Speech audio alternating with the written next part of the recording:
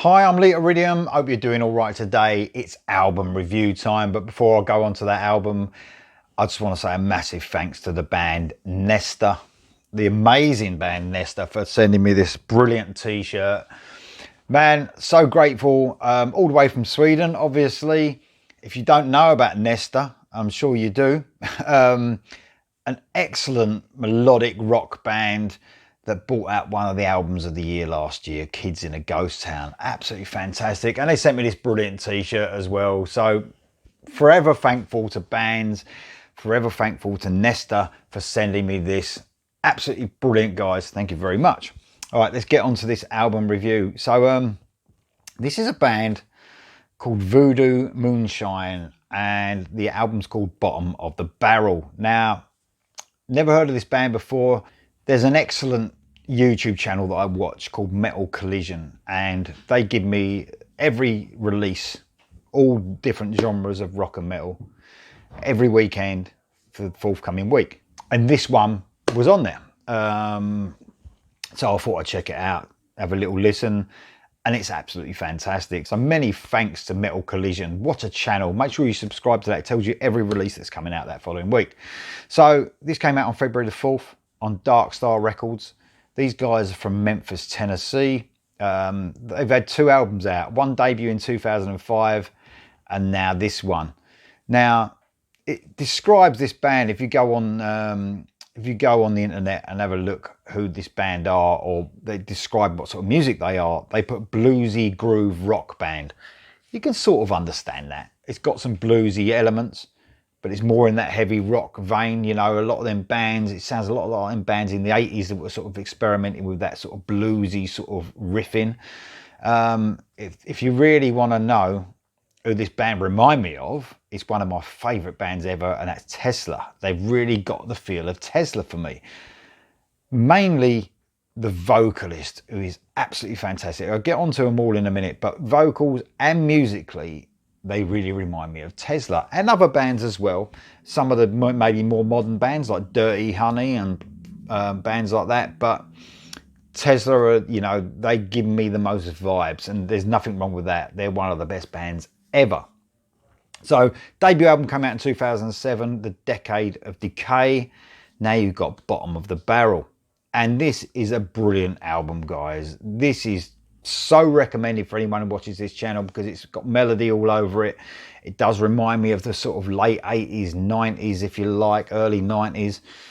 An absolutely fantastic album, and it's got a lot of variety on it. You know, there's a few ballads which I love. I do like a ballad, and they're usually acoustically led. They really remind me of the band Tesla as well. But this is not a Tesla copy band. They've got their own sound, but there's definitely elements that remind me of. So let me run you through the band, and I'll talk about the vocalist, who does really give me classic Jeff Keith vibes, and that's Pedro Espada. Absolutely excellent vocalist. He's just got so much range. He's got a real soulful voice. And like I said, for me, sometimes he really sounds like Jeff Keith. That's not a bad thing. One of the best vocalists out there. I absolutely love this guy's voice. Then you've got Jeff LaSoya on the guitar. It's bluesy, them sort of bluesy riffs going through this album, obviously. Some great slide guitar, some acoustic guitar. It's a real variety on his guitar playing. Absolutely fantastic groove to his playing as well. Then you've got Hector Akevdo on the bass and Eddie Cruz on the drums. These guys are brilliant. I mean, you want a real groove to this sort of band. It's that sort of, like I said, that sort of bluesy, groovy, rock, melodic rock band. You want that groove to be tight, and that's what they are. So as you know by now, guys, I always talk about my favourite tracks. I don't talk about every track, I talk about my favourite tracks. But every track I absolutely love on this album, but I want to talk about my favourite one. So starting off the album, Locked and Loaded.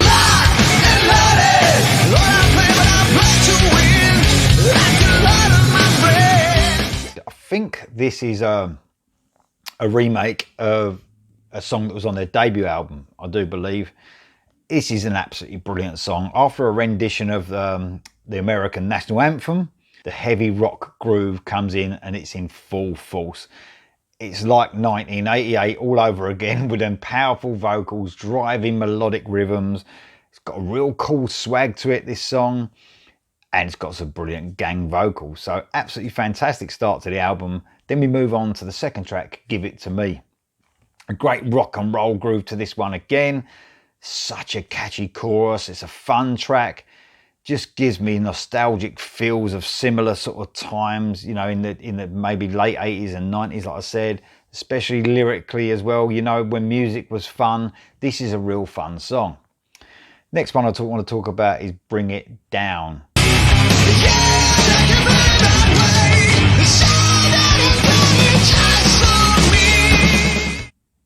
At the beginning of this, you get a sound of a woman having sex. So, you know, the fun's there again. And man, that groove comes in. And it's so natural for these guys, that sort of heavy rock groove. This is brilliant stuff. The vocalist here just kills it. It hits some amazing heights. And then riffs are just so fucking dirty.